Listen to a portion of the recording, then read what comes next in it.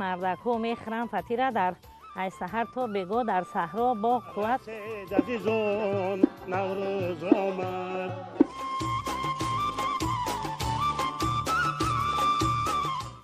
بیارن طبق چوی را بیار مسکره بگیریم درمی. چه وری گلدوزم چه وری گلدوزم چه وری گلدوزم من.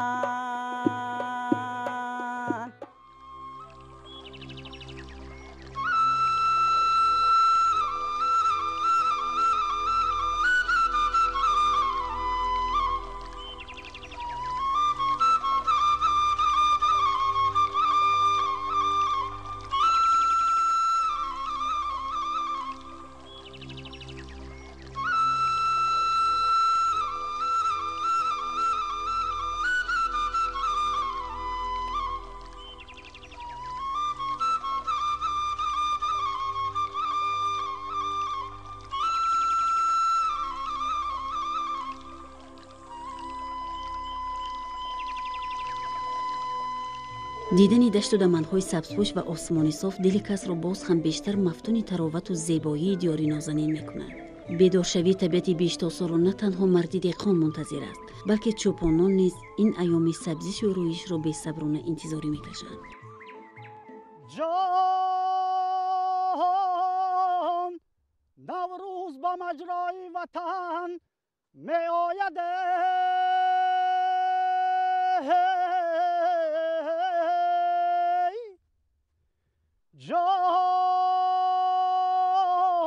جان در تنی باغ و چمن می آید.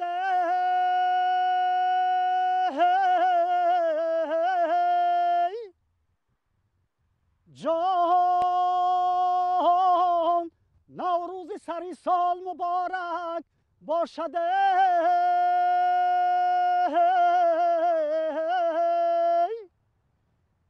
جان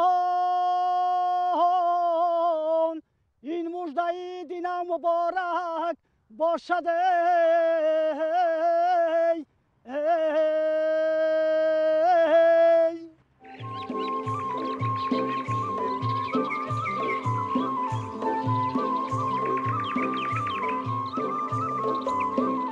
در منطقه های گوناگون هر گونه از نوروز تجلیل می کنند.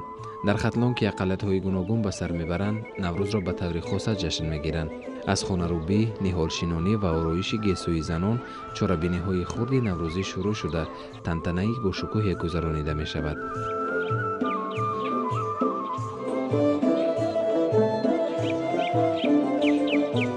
نوروز در فرخور ما در همین سیاه‌کوی ما یک قد هست که هر وقتی که همین آفتاب در همون قد راست آمد، همون روز برای همه فرخوریان روز نوروز می شود که این توغری به همین 21 مارت توغری می بیاد.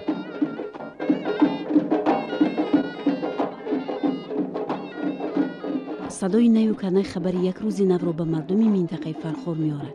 ماست با همین صدا ساکنان منطقه فرخور ولایت ختلان نوروز را استقبال می کنند. راستی مردم فرخور باستانی با آمدی نوروز تیاری های خوب ببینند.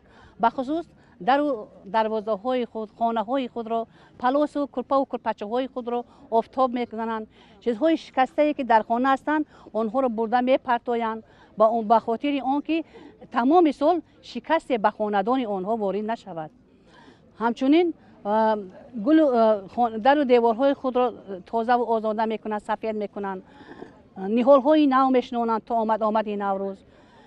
همچنین کرته های گلدوزی میدوزند، مخصوص کرته های گلدوزی میدوزند تا آمد نوروز، تا در روز تجلیل نوروز این کرته ها را ببر کنند و با سرود و نواهای نوروزی به نوروزگاه ها حاضر شوند.